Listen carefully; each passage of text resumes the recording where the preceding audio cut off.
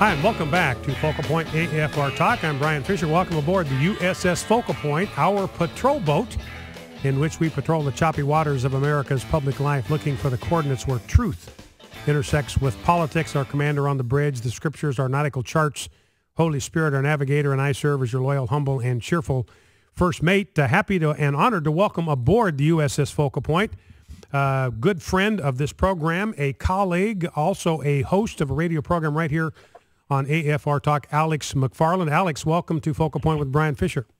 Well, Admiral Fisher, I am very honored to be setting sail with you on the USS Focal Point. Whoa, just got a promotion. Here I thought I was a humble first mate. I just got promoted to Admiral. This is a lucky day for me. Well, listen, I'm happy to be a crew member today as we sail the waters of truth. Yeah. And Alex, I just want to tell you, I had an opportunity to speak at an apologetics conference that Alex put together in Spartanburg, North Carolina.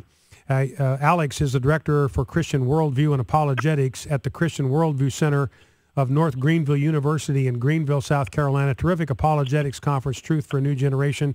Alex invited me to come out there and speak at one of the luncheons and had an opportunity to broadcast from there. So I just want to say thanks, Alex, for the opportunity to come out and spend that weekend with you and your troops out there.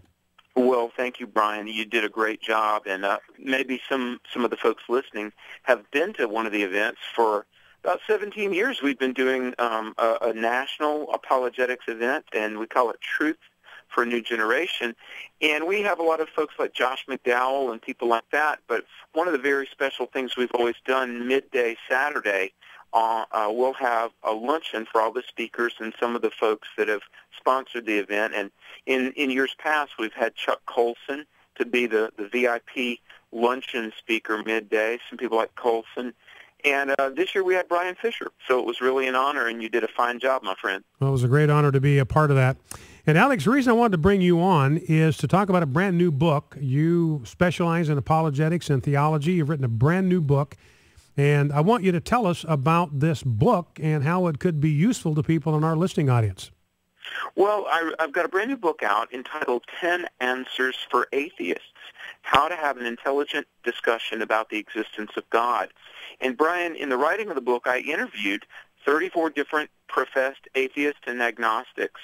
And I, among other things, I said, okay, hit me with your best shot.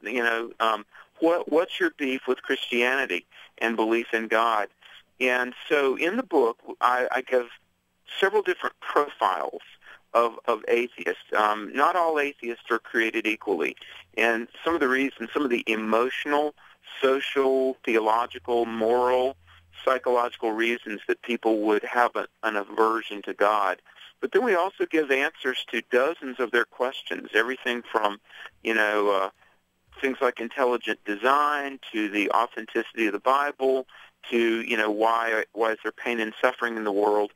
So I guess for the Christian, the book hopefully would be a good primer on how to effectively share the gospel with an atheist. But for the person who might be a skeptic or the person who has some questions and objections of their own, maybe you'll kind of see yourself in some of these profiles and get some solid answers to some of the plaguing questions on God, the Bible, and Jesus Christ. Well, and it seems, Alex, in the conversations I've had with hardcore unbelievers, that a lot of times apologetics is not the thing that'll bring them across the divide, but if a Christian is able to intelligently defend his faith, then what it can begin to do is to communicate to a secularist or to an atheist, hey, you don't have to check your mind at the door to become a follower of Christ, and it might make it a little bit easier to deal with whatever the moral issue that keeps them from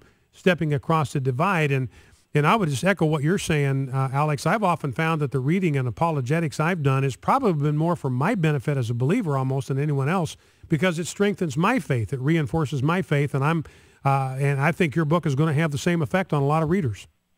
Well, I hope so. Here I am, Brian. I'm on the road this week. I'm in western North Carolina, and I'm speaking at a church. There are several hundred people here every night, and already I bet I've had 10 people come up to me and say, Alex, you got to help me.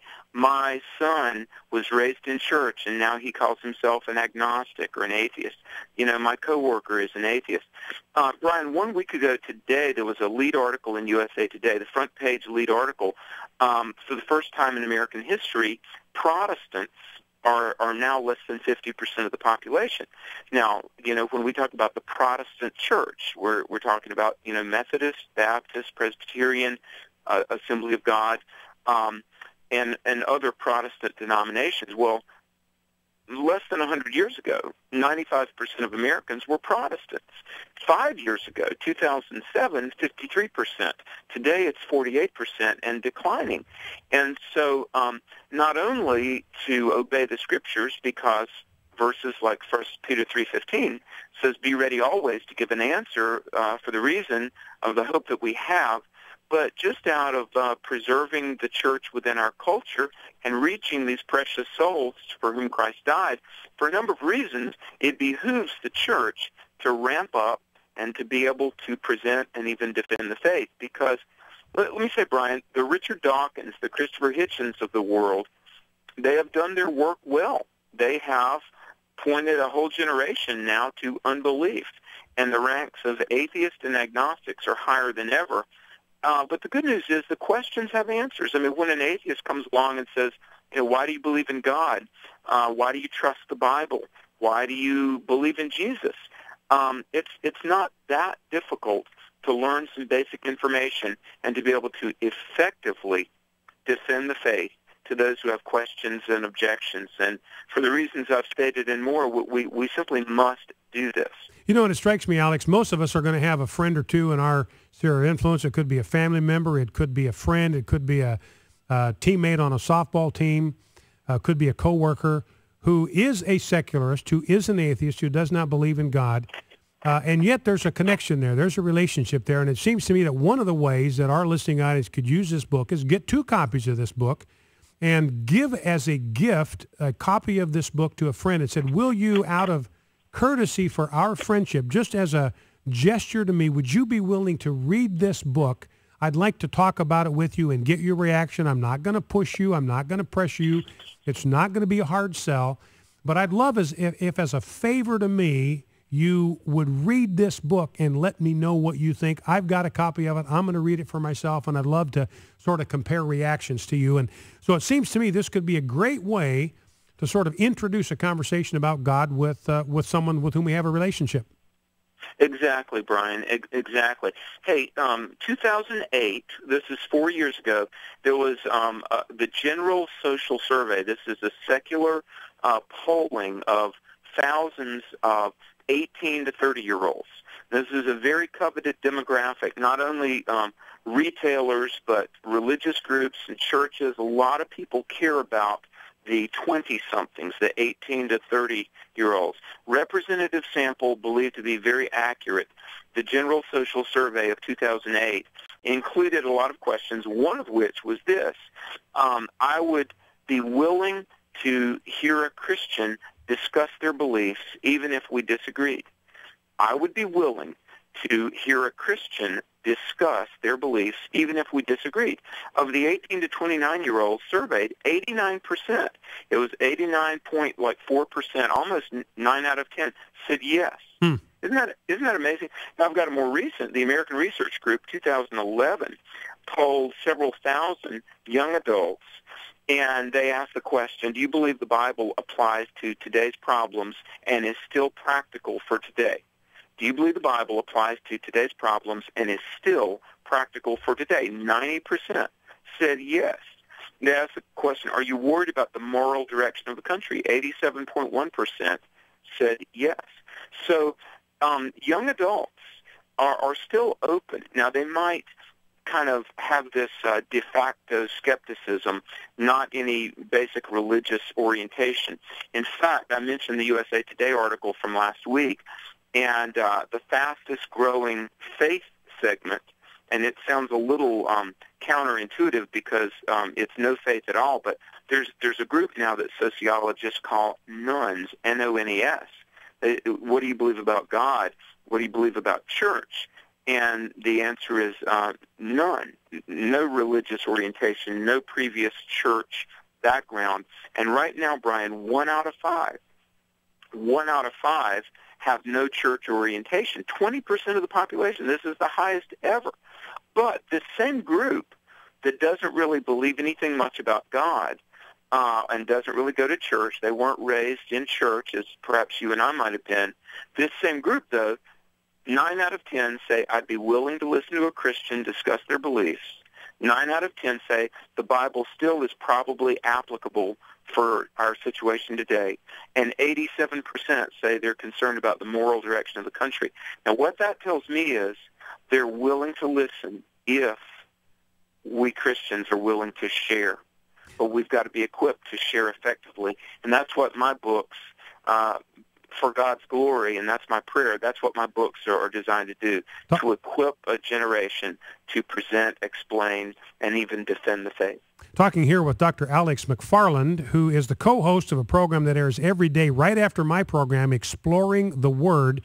And he's a colleague. He's a fellow talk show host here on the AFR Talk Network. Got a brand new book, 10 Answers for Atheists, How to Have an Intelligent Discussion About the Existence of God. Terrific new book. And Alex, in closing, tell us how they can get their hands on this book and get more information about you and your ministry.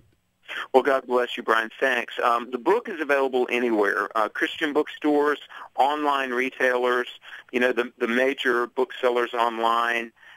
You can find it pretty much anywhere. And if you Google my name, like if you went on Amazon.com or Christian Book Online and Google my name, you'll see all the books that God's allowed me to write. My website is alexmcfarland.com. I love to preach. I'm working on my 2013 calendar. Call me. I'll come to your city, and we'll go over these things in person. Great, Alex. Thank you very much for being with us. Dr. Alex McFarland, my guest, who is a co-host of the program that airs right after my program. Exploring the Word is the name of that program. Alex, thank you for being with us. Congratulations on your brand new book, and may God's blessing just be all over this book and all over your ministry. Thank you for taking time to be with us. God bless you, Brian. I appreciate you. God bless you, Alex. Thank you. Alex McFarland, a great apologist and an excellent author. Outstanding new book, 10 Answers for Atheists, How to Have an Intelligent Discussion About the Existence of God. We'll take phone calls coming right out of the chute and finish up with some sound bites. Don't go anywhere. Focal Point, AFR Talk. Stay with us.